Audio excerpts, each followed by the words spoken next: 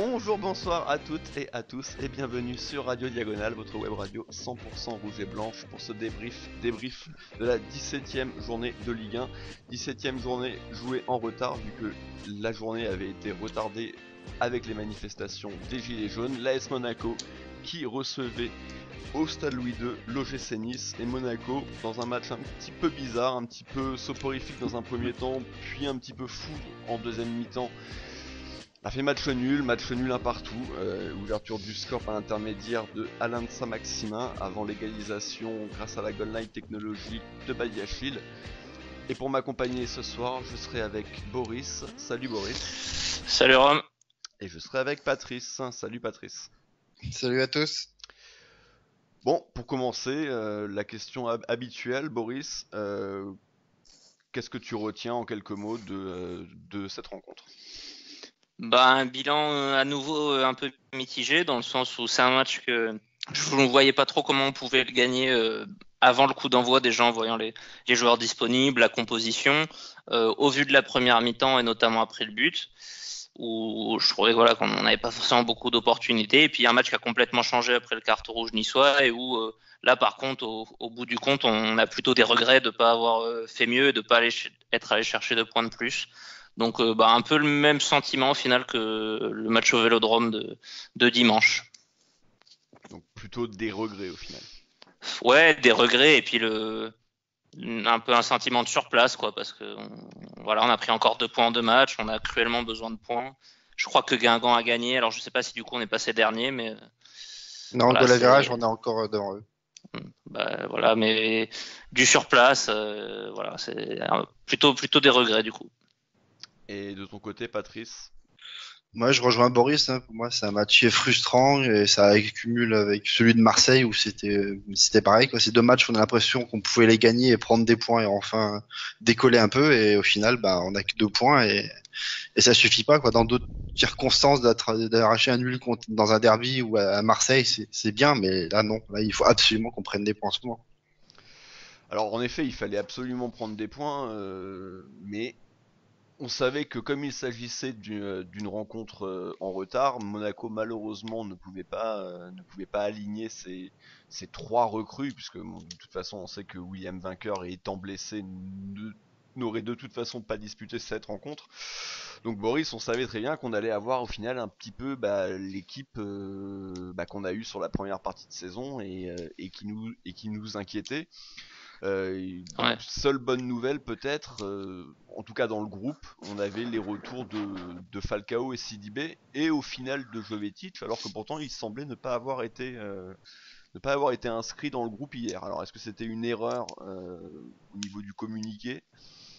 En tout cas, Jovetic... Ça on saura jamais, c'est une des perles de plus de notre service, des forces jointes on va dire, de notre service communication et de notre équipe médicale.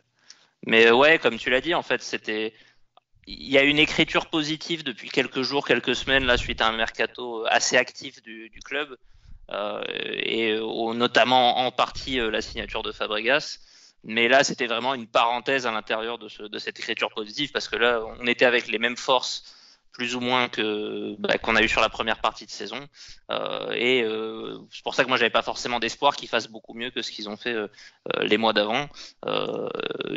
Mine de rien, effectivement on avait un peu plus de monde dans le groupe en tout cas, mais la compo en elle-même, il y avait encore des joueurs qui ont a priori pas vocation à être titulaires d'ici quelques jours, mais sur lesquels on a dû s'appuyer ce soir, faute de beaucoup de choix, et voilà, c'était pas l'équipe qu'on espère.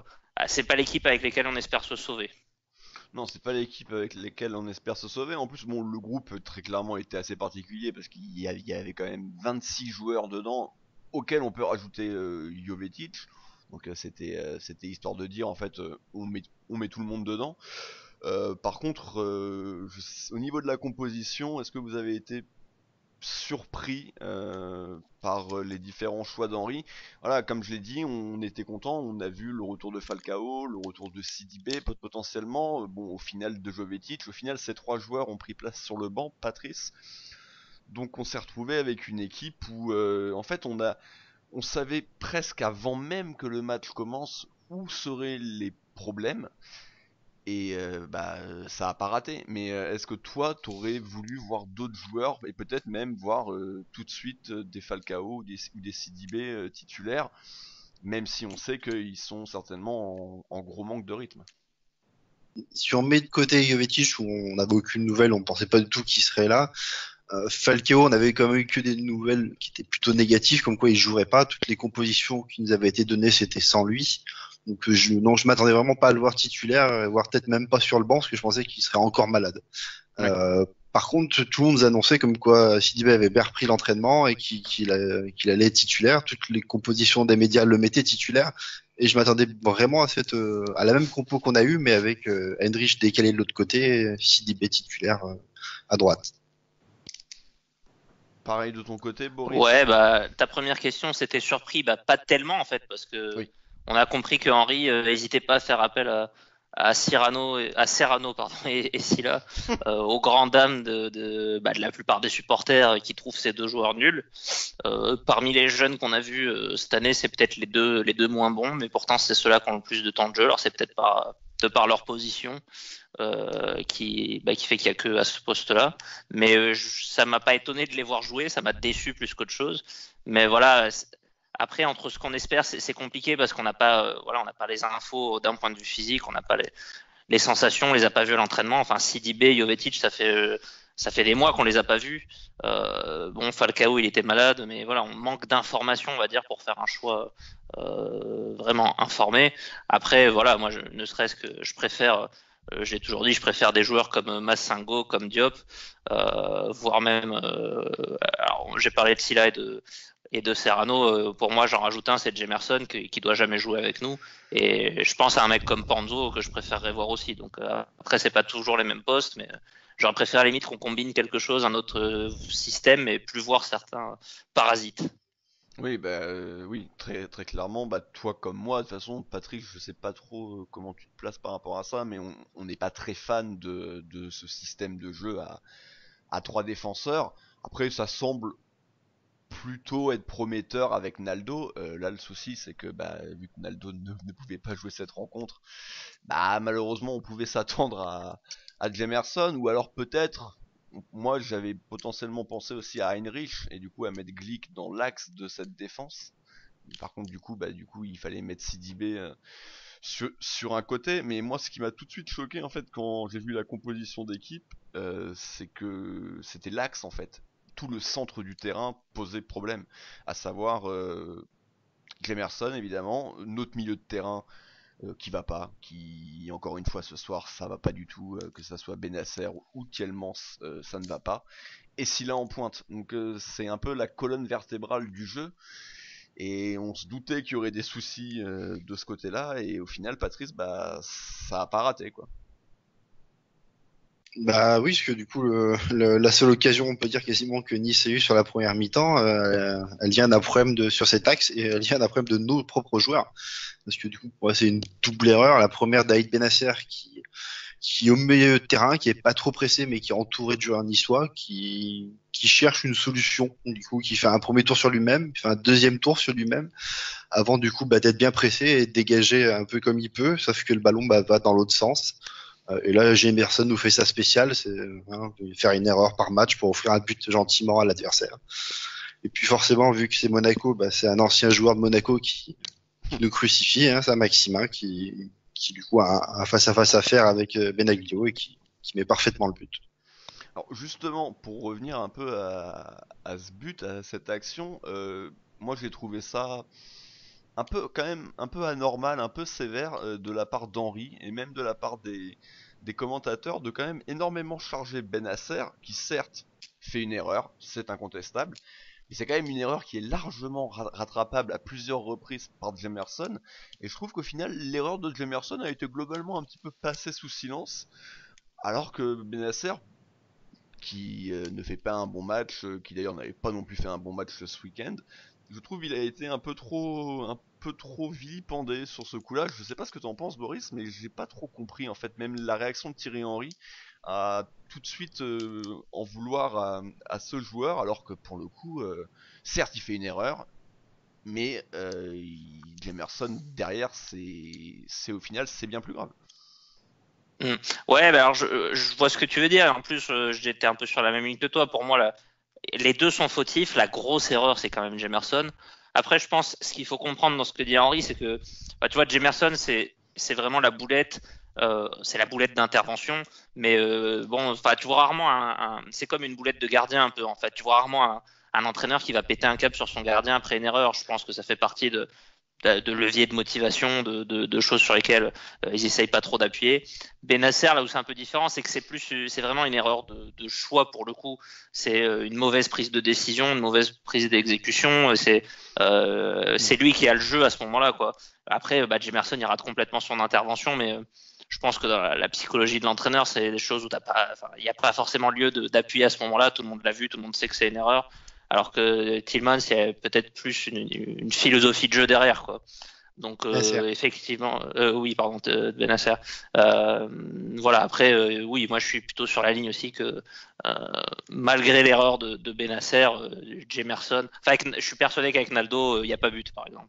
Oui, parce que Je pense qu'au contact, Saint-Maximin il vole. Alors à la course, c'est sûr, il y a rien à dire. Tous nos défenseurs seraient fait manger, mais oui. il doit même pas partir en fait dans le dos. Enfin, au physique, normalement, il doit voler déjà Saint-Maximin. Donc, oui, mais c'est là justement où tu parles de philosophie de jeu par rapport au choix de Benasser, mais la philosophie de jeu aussi par rapport aux défenseurs, elle est au pire des cas, tu fais faute. Tu fais faute tout de ouais, suite, non, hein. Tu fais pas faute quand il commence à partir au but parce que là tu prends un carton rouge, donc évidemment c'est pas non plus la solution. Mais en fait y a rien qui va dans son intervention, c'est qu'il est pris au duel, il s'impose pas physiquement, et il a même pas la réaction de faire une faute grossière, un tirage de maillot, quelque chose. Donc voilà, donc c'était juste pour ça en fait. J'ai pas trop aimé voilà cette réaction d'Henri. Tu compares ça à une boulette de gardien. Je suis pas tout à fait d'accord parce que une boulette de gardien, ça serait comparé à un but contre son camp par exemple, ou comme il a pu d'ailleurs nous marquer comme l'année dernière par exemple face à Leipzig où là bon ok c'est la faute à pas de chance on va dire là. Pour moi c'est tout aussi répréhensible voilà. C'était juste par rapport à ça, j'ai pas trop compris en fait que qu'on s'attarde essentiellement sur cette faute-là. En tout cas, jusque-là, je sais pas ce que tu en as pensé, Patrice, mais Monaco était, alors sans être extraordinaire, mais dominait plutôt la rencontre. En tout cas, c'était créer les meilleures situations. Alors les meilleures, en tout cas la meilleure situation. Et on a tout de suite envie de penser à Golovin, Patrice, qui dès la 2 ou 3e minute de jeu nous rappelle un peu ce qu'il avait fait le week-end dernier, à savoir malheureusement rater un face-à-face. Bah oui, parce que du coup, au début de match, on a beaucoup pressé haut notre adversaire pour récupérer des ballons. Ça nous a bien servi.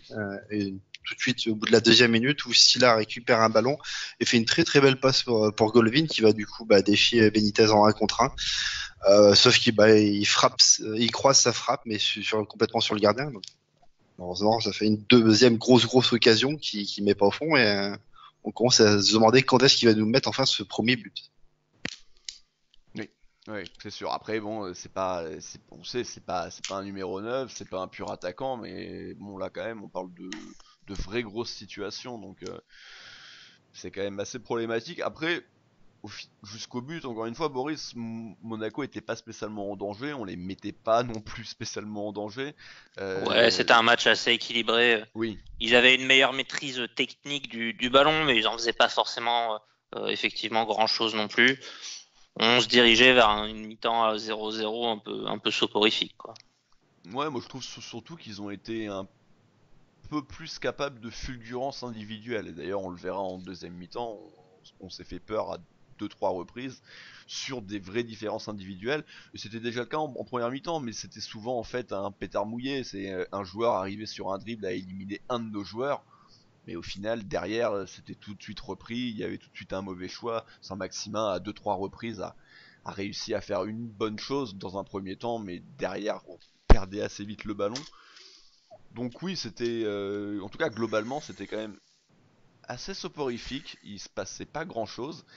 Et puis il va se passer peu de temps avant la mi-temps, ce qui est malgré tout le tournant du match, qui aurait mérité d'être un peu plus le tournant du match si on avait su faire la différence. Boris, ce carton rouge, carton rouge logique. Je sais pas ce que t'en penses. Ouais, logique et providentiel, parce que pour le coup, c'est vraiment le Niçois qui fait n'importe quoi. C'est pas particulièrement qu'il ait à rattraper une situation compliquée, une faute de dernier défenseur ou quoi. Il va faire un geste vraiment dangereux, pas maîtrisé, et que l'arbitre, dans un premier temps, va sanctionner d'un carton jaune, puis va aller voir. Ça va être Alors c'est déjà le deuxième, je crois, visionnage de VAR à ce moment-là de la soirée. C'est pas le dernier.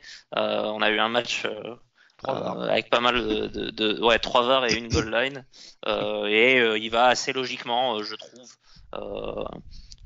Je trouve, on pourra peut-être certains trouvent ça sévère là quand même. Pour moi, il y a assez nettement un pied qui est beaucoup trop haut, qui vient directement sur la cheville. On a déjà pas mal débattu avec la faute d'Ocampos l'autre jour contre Marseille. Là, pour moi, pour cette fois, je te rejoins complètement. Le rouge est logique.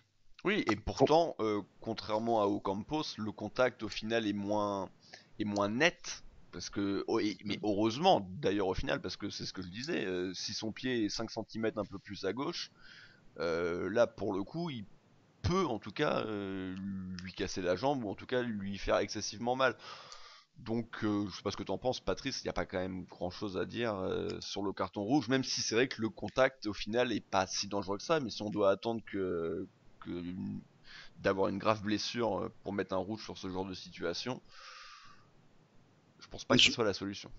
Je pense qu'il joue surtout en défaveur du joueur, ce qu'on a pu voir ralenti, parce que sur l'action, je l'avais pas vraiment vu. C'est que le joueur continue son mouvement alors que le ballon est très loin. Ça fait déjà un moment que Henrich en fait a poussé loin le ballon et le joueur continue son mouvement pour aller écraser son pied sur la jambe de Henrich, comme s'il y avait vraiment une volonté en fait de pas s'arrêter pour aller donner un petit coup au joueur adverse. Alors que pour moi, il a largement le temps de dévier son mouvement pour pas aller toucher Henrich. Oui, pour moi, oui, il y a rouge, il y a pas, vu des images, il y a rouge, il y a pas de souci. C'est ça. En tout cas, voilà, Monaco qui se retrouve mené au final à la mi-temps, mais qui du coup reprend espoir. Et là, à la mi-temps, Boris, on en a parlé entre nous avec Adrien. À savoir, on attendait tous quand même que Henry utilise ce banc qui, contrairement au week-end dernier ou contre Marseille, on avait une équipe qui nous plaisait sur le papier.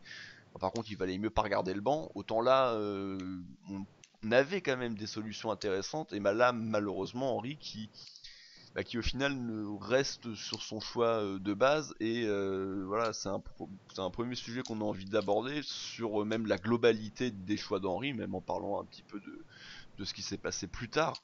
Globalement, son mauvais coaching global.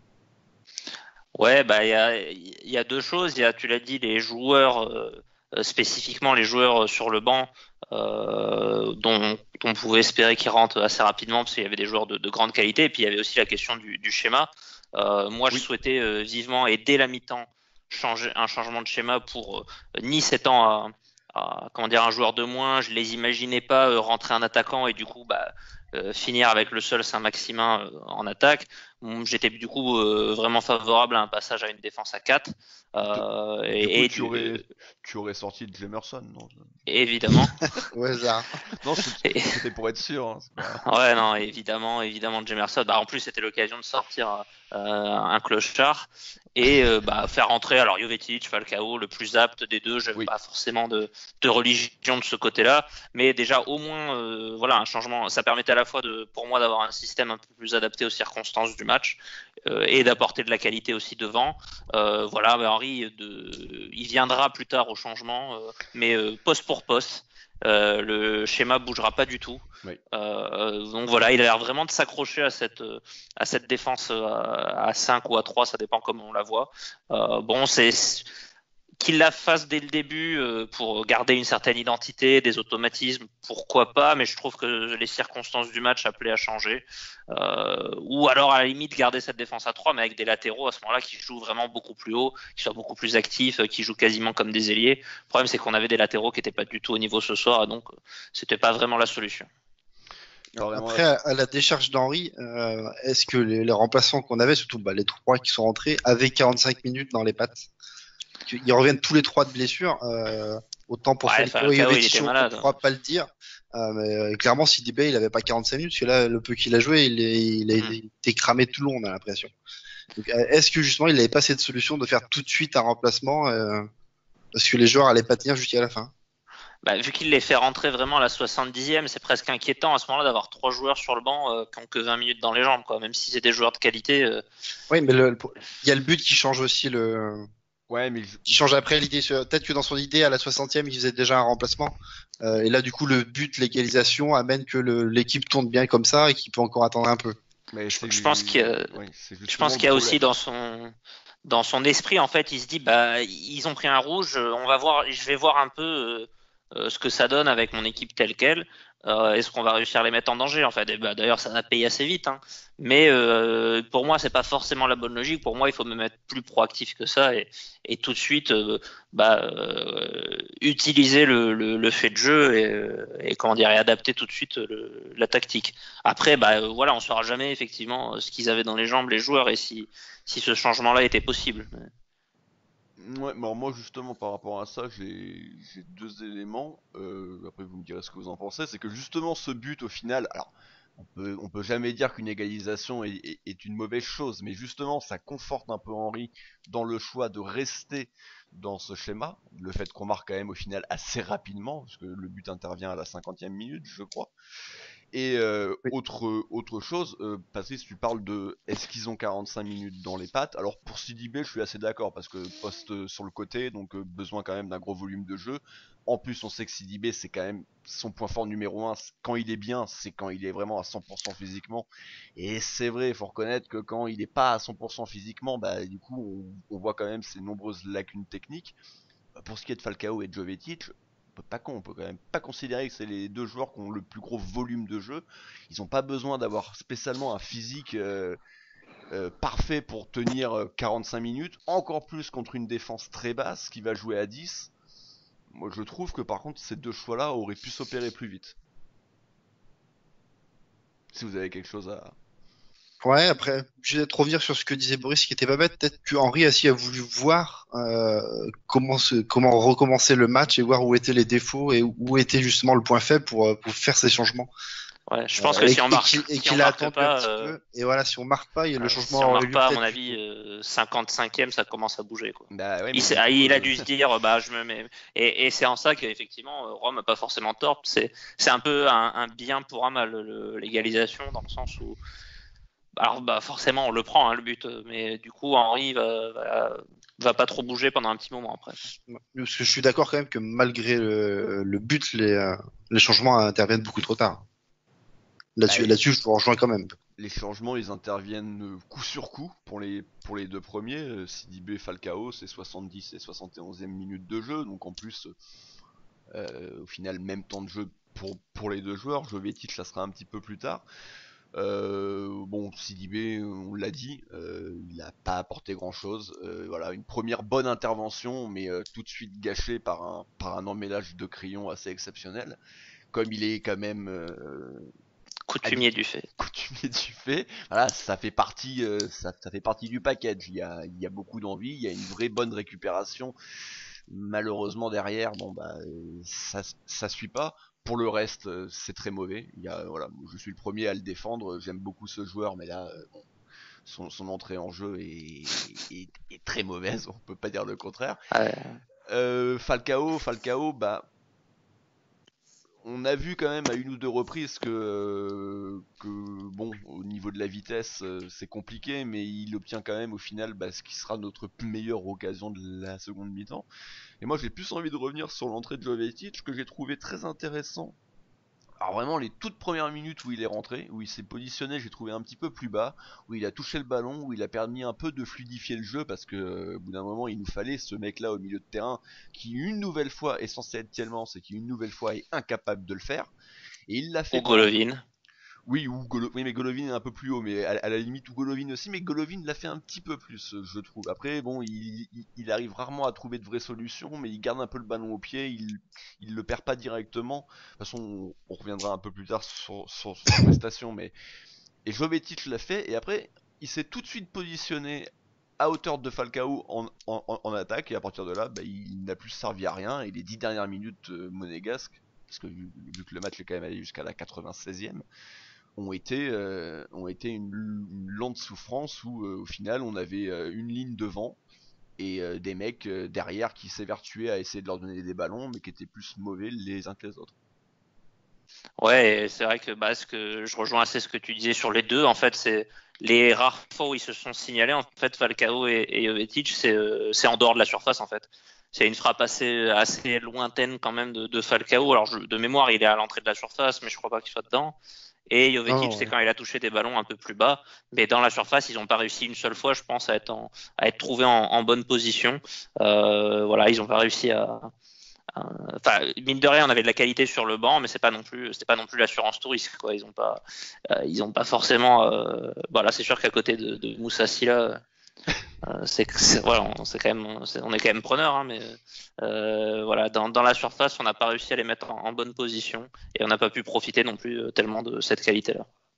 Ouais, mais c'est pour ça que moi je suis limite encore plus déçu de la rentrée de Jovetic, parce que Falcao, ok, lui il est dépendant il sait pas ballons, faire de toute façon. il est dépendant des ballons qu'on lui met. Par contre, ça il le fait très bien globalement. D'ailleurs, voilà, au final son occasion c'est quand même c'est une demi-occasion à la base. C'est une demi-occasion, c'est en une touche de balle, il arrive à trouver un tir enroulé qui est parti quand même pour aller dans la lucarne, et c'est Benitez quand même qui le sort magnifiquement. Donc ça il sait faire, mais il faut pas lui demander, lui par contre, de créer le jeu et de se créer ses propres occasions. Jovetic, je m'attendais à qu'il le fasse, mais après c'est peut-être aussi, encore une fois, on va en revenir à Henry. Des consignes, ouais. C'est peut-être Henry qui lui a demandé de se mettre devant en pointe pour avoir maintenant deux attaquants. Sauf que Jovetic, c'est quand même pas là où il est le plus à l'aise, Patrice. Non, on sait bien qu'il est plus à l'aise quand il est plus bas sur le terrain et qu'il joue justement en point d'appui avec un attaquant qui lui remet les ballons à l'entrée de la surface. Et c'est comme ça les plus jolis buts qu'il nous a mis, c'est comme ça qu'il les a inscrits. Hein. C'est là qu'il est le plus utile. Ou alors en remise avec un autre attaquant pour le lancer sur l'aile comme il a pu le faire. Mais bon, c'est vrai que après le contexte particulier, parce que du coup on joue contre une défense méga regroupée dans sa surface. On n'arrive pas à trouver nos attaquants dans la surface, mais parce qu'il y a trop de niçois dans la surface aussi, quoi.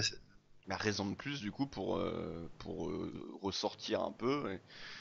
Et frapper de loin. Et ouais, frapper de loin, je sais pas, mais Jovetic, voilà, c'est un créateur / buteur. Mais c'est avant tout un créateur, c'est pas un pur numéro 9. Donc c'est pour ça que le mettre vraiment dans cette position d'attaquant de pointe, alors qu'on a déjà Falcao en plus sur le terrain, face à une défense avec Dante, avec Sarr, qui sont des grands gabarits.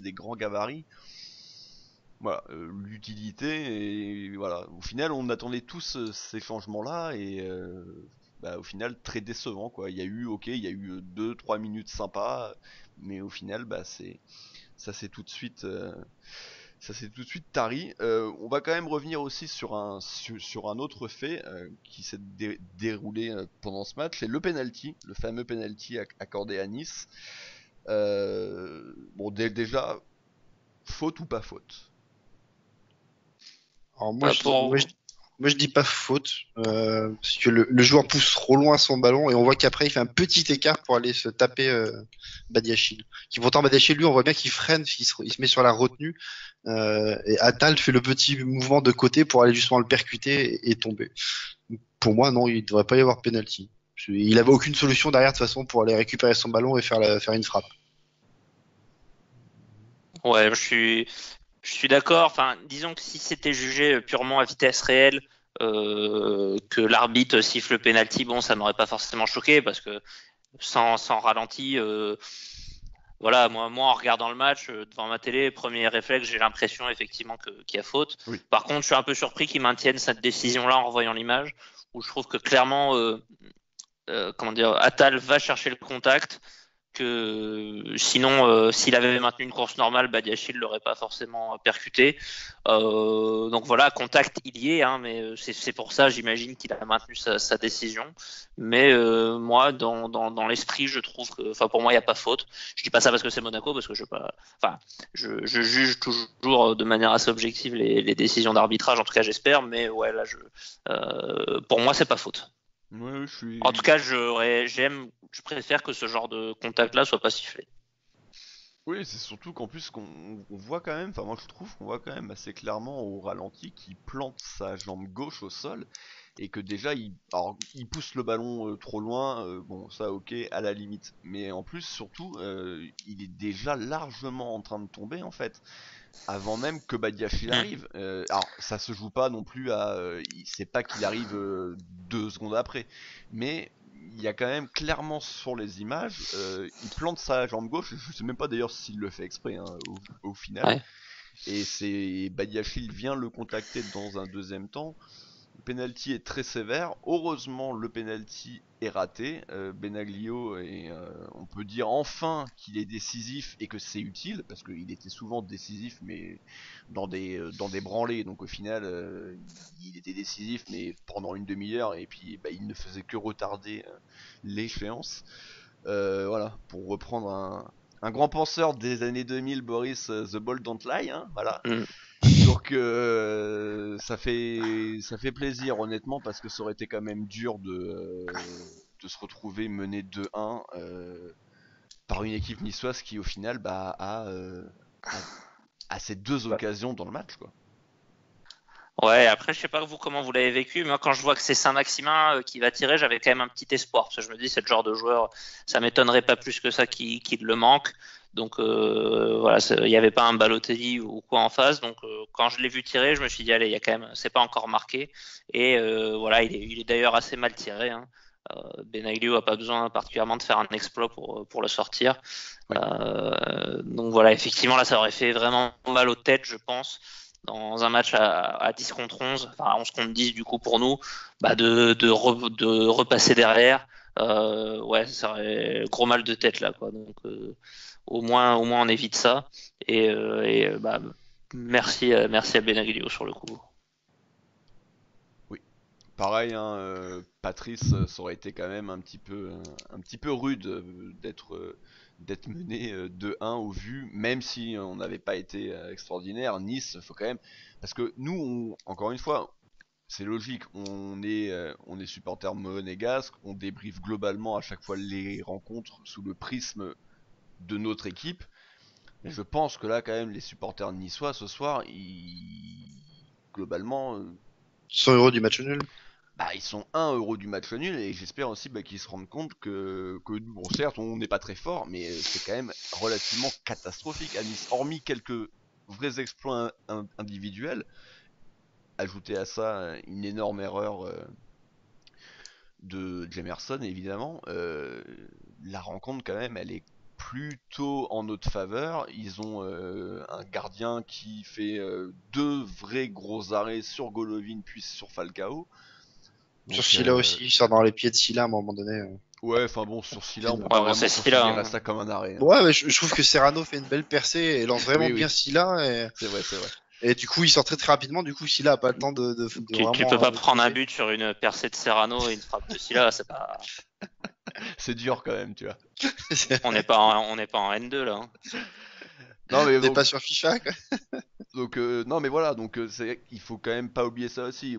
On joue contre une autre équipe, mais et même si non mais voilà, c'est pas forcément rassurant ce que tu dis parce que on vient de faire un match nul contre une vieille équipe de Marseille il y a quelques jours et on refait un match nul contre une vieille équipe de l'OGC Nice quoi. Donc j'ai l'impression qu'on va presque jouer une meilleure équipe samedi quoi, que la meilleure équipe depuis la reprise c'est samedi qu'on va la jouer donc je sais pas s'il il y a des chances parce que Strasbourg c'est quand même un très bon niveau en ce moment. Ouais. Je sais pas s'ils s'en sont sortis contre Grenoble là mais ils sont en train de jouer je crois en coupe ils partaient en prolongation tu m'as dit tout à l'heure mais bon enfin disons qu'en championnat c'est quand même une équipe assez coriace. Ils ont gagné.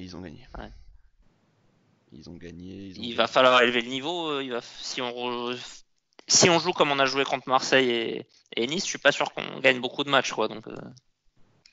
Oui, mais bon. Après, si eux ils jouent comme ça, ils en gagneront pas beaucoup non plus, ça c'est sûr. La différence quand même entre Nice et l'OM, c'est que même si globalement, collectivement, Marseille est peut-être un peu plus malade que Nice, encore que si tu regardes le classement et tout, bon, c'est pas ça. Mais individuellement, Marseille a des vraies qualités. Nice, moi, je suis désolé, hein, l'équipe de Nice ce soir, à l'exception de Dante peut-être à la place de Jamerson, en même temps c'est un peu facile.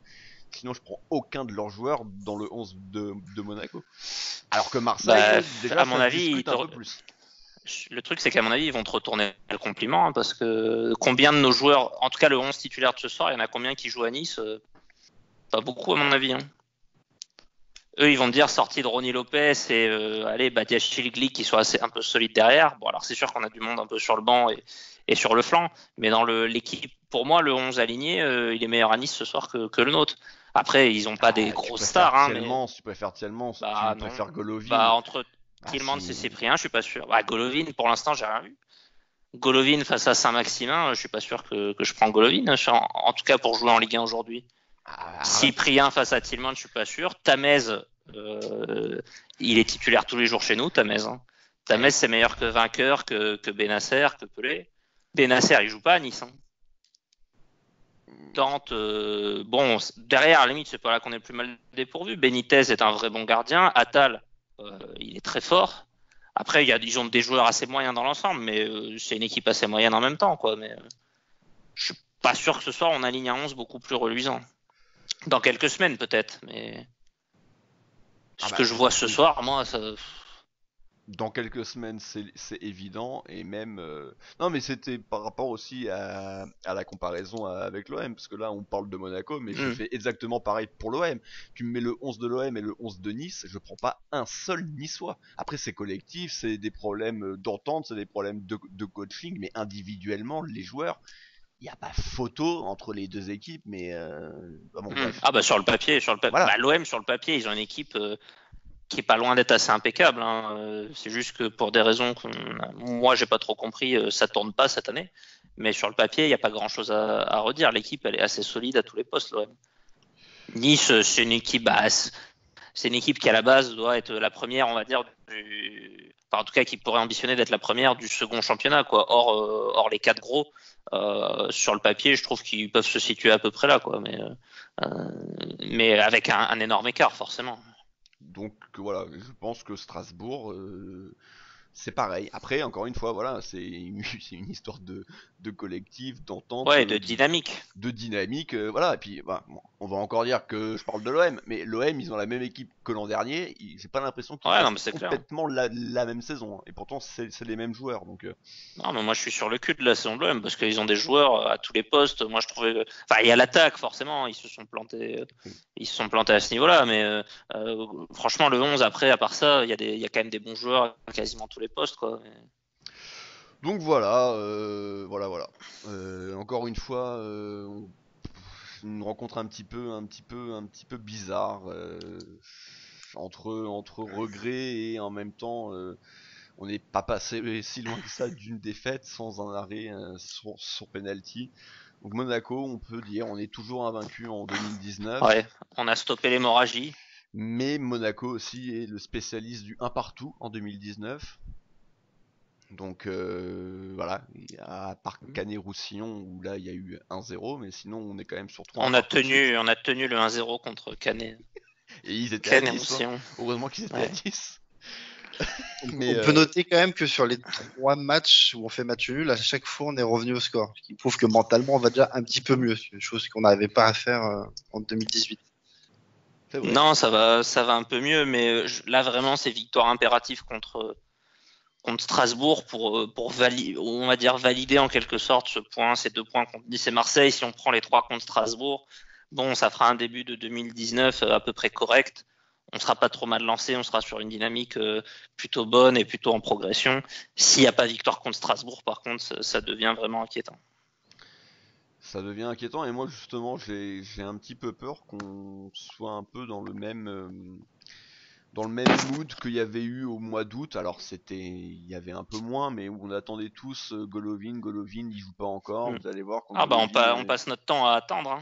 quand Golovin va arriver, là, ce week-end, et c'est vrai, ça a été le cas, les deux meilleurs, ça a été Fabregas et Ballo-Touré, mais c'est pas, on sait pas en fait. Et c'est vrai que là, on les a vus, ils ont été bons, donc on se dit, bah c'est bon, là, dès qu'ils vont être là ce week-end, ça va tout de suite me tourner. En plus, Falcao est revenu, Jovetic est revenu, bon, a priori, ça va pas durer très longtemps, mais bon. Il est revenu, Sidibé peut-être qu'avec 2-3 matchs dans les jambes, il va redevenir à peu près correct. Mais on n'est que sur après, on va attendre peut-être. vainqueur, on va attendre Batshuayi. Oh bah Batshuayi, oui, bon, pour le coup là, c'est même pas qu'on l'attend, c'est qu'il est pas, c'est qu'il est pas là du tout. Vainqueur à la limite, oui. On peut espérer qu'en tout cas dans l'implication, il apporte quelque chose. Après, techniquement et tout, ça c'est un autre problème, mais que dans ce profil-là de joueur, on ne l'a pas. Donc moi je pense que, en tout cas par rapport à ça, il ne peut que faire du bien. Mais j'espère qu'on va pas attendre qu'il soit là pour prendre des points, quoi, parce que ça va être un peu tard. Ah oui. Oui, tout à fait. Bon, on va conclure rapidement sur les prestats individuels. On a globalement parlé d'à peu près tous les joueurs, mais donc on va faire vite, en synthétique. Votre top, messieurs? Je partirais quand même sur Badiachil pour son but, pour un match globalement plutôt solide, même si il y a quand même, je me souviens notamment d'une relance qui a failli coûter cher en première mi-temps, ouais, une relance assez catastrophique, Jemersonesque. Ça et puis certains duels où bon alors le penalty je lui tiens pas tellement rigueur parce que comme je dis pour moi je trouve pas qu'il soit fautif. Enfin j'ai pas envie de lui reprocher ça. Pour moi il fait pas de faute. Mais voilà il n'a pas toujours été face à Attal notamment. Je l'ai vu une ou deux fois en souffrance face à des joueurs un peu rapides. Mais voilà j'ai pas forcément d'autres joueurs qui ressortent beaucoup vers le haut. Donc c'est lui que je mettrai en avant, c'est son premier but. Voilà, ça me fait plaisir pour lui. C'est un jeune garçon que tout le monde commence à beaucoup apprécier chez nous. Donc voilà, tant mieux pour lui. Pareil pour toi, Patrice? Ouais, pour moi aussi, c'est lui qui ressort un petit peu des joueurs, notamment par son but. C'est ça aussi qui fait pencher la balance, quoi. Parce qu'après tous les autres joueurs, je les ai pas trouvés vraiment très très bons. Le seul que j'ai trouvé qui était quand même à son niveau, qu'on n'a rien à lui reprocher, c'est Glick. Il a fait un match correct, sans plus. Il y a pas. Mais je trouve qu'il n'y a rien à lui reprocher de particulier sur le match. Non, il a fait un match correct. Moi, je l'aime beaucoup, mais c'est vrai que il y a eu beaucoup de tweets, etc. sur le fait qu'il dormait mieux depuis que il y avait Naldo à côté de lui. Clairement, quand même, on a vu la différence avec Jemerson à côté de lui. Il est quand même moins serein dans ses interventions et dans ses différentes relances. Donc vivement que Naldo revienne. Moi, juste pour compléter, je vais plutôt dire Benaglio parce qu'il arrête un penalty. Voilà, tout simplement, ouais. Et ça vaut un but, quoi. Après, sur le but en tant que tel, il peut pas faire grand chose. Ah, tu peux toujours faire quelque chose, mais bon, ça aurait été un vrai exploit. L'exploit, il le fait un peu plus tard. Donc il nous rapporte un point ce soir, donc au même titre que Badiachil, donc voilà. Benaglio, une nouvelle fois, voilà. C'était déjà notre joueur de la phase aller. Ça serait bien que ça ne soit pas notre joueur de la phase retour. Et pour ce qui est du flop, on reprend les mêmes et on recommence. Ouais, j'ai envie forcément de partir sur Jemerson parce que c'est la plus grosse erreur, c'est vraiment celle qui saute aux yeux.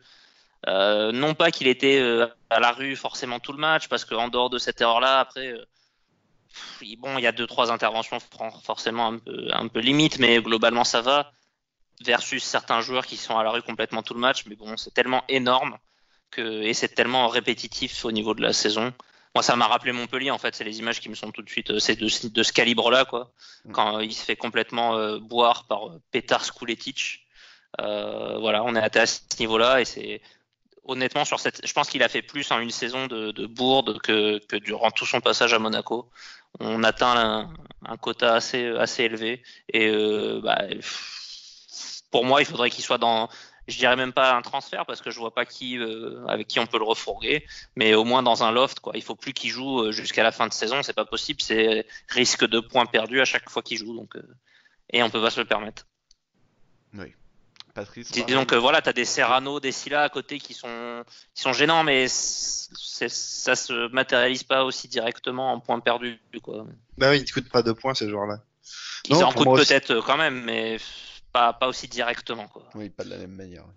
Pour moi aussi, c'est Jemerson, parce que même si au final il fait que cette erreur-là et sur le reste du match il est assez correct, c'est à chaque fois qu'on l'utilise ces derniers temps, à chaque fois il nous pond une erreur qui coûte un but, quoi. C'est pas une erreur qui du coup a quand même est rattrapée derrière et on a frôlé la catastrophe. Non, à chaque fois elle nous coûte un but et elle nous coûte des points.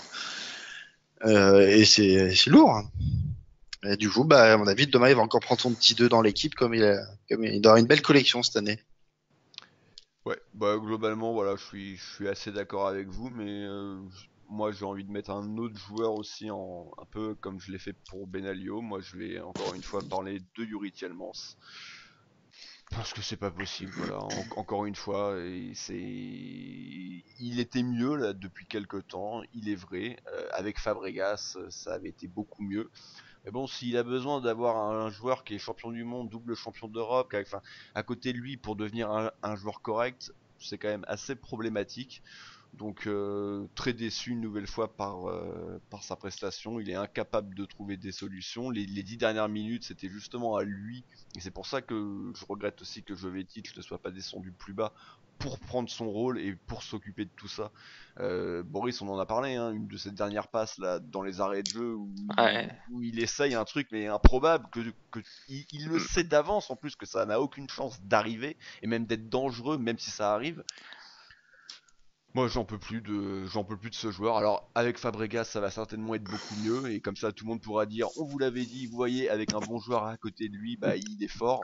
Ouais, bon l'année dernière il a joué avec Moutinho, il a joué avec Fabinho, c'était déjà catastrophique. Hâte de voir avec Fabregas. OK, peut-être que ouais. Peut-être que s'il était avec Iniesta et Xavi, oui, il s'en sortirait, c'est sûr, mais bon, c'est pour moi pas un bon joueur de foot, voilà. Surcoté et 25 millions, ça passe toujours très mal. Voilà. Ouais, c'est pas le match où je l'ai trouvé le plus catastrophique. Après, non, mais pas bon, mais dans sa moyenne habituelle, quoi. C'est encore une fois, c'est un problème d'attente. Si tu en as encore, c'est vrai que après tu peux t'en prendre qu'à ta naïveté. C'est pas faux. Non, mais parce que tu sais, je vois des, enfin, on les voit tous, hein, les différents commentaires sur les réseaux et tout. Moi, ça me tue, quoi. C'est dimanche, c'est vrai qu'il a fait une partition intéressante, mais et d'ailleurs ça a été dit pendant le débrief, j'y ai pas participé, mais il a été bon pendant la demi-heure où Monaco était dominateur, où Fabregas a clairement pris le jeu en main, et là du coup en relais, en deuxième solution, il était intéressant pour fluidifier un petit peu le jeu, mais à partir du moment où Monaco est un peu dominé, ou que c'est à lui de faire le jeu, il n'y a plus personne. Et au prix qu'on l'a acheté, de la manière dont on nous l'a vendu, c'est pas censé être ça.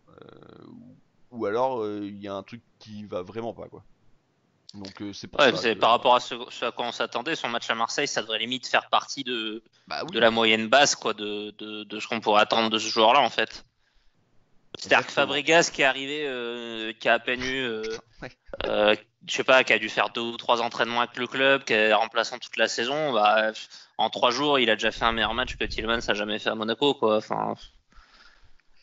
Oui, ah oui, mais c'est tout à fait ça, quoi. Alors après, sa jeunesse, etc. De toute façon, il a toujours des très bonnes excuses, ce joueur. Donc voilà, moi, ça commence à me fatiguer sérieusement. Donc voilà, il va finir par nous faire un ou deux bons matchs et tout le monde dira voilà, on vous l'avait dit, c'est un bon joueur. Ouais, là il va falloir qu'il en fasse un sacré nombre avant que je commence à de nouveau avoir espoir réellement en ce joueur. Voilà messieurs, on a fait le tour. Je pense qu'il n'y a plus grand chose à dire sur cette rencontre. La prochaine journée, Boris, c'est samedi contre Strasbourg. Les fameux matchs de samedi 20h. Le samedi 20h face à Strasbourg. Créneau qu'on adore. Ça sera donc l'occasion pour nous de vous proposer un nouveau débrief en après-match. Merci Patrice, merci Boris de m'avoir accompagné. D'ici là, portez-vous bien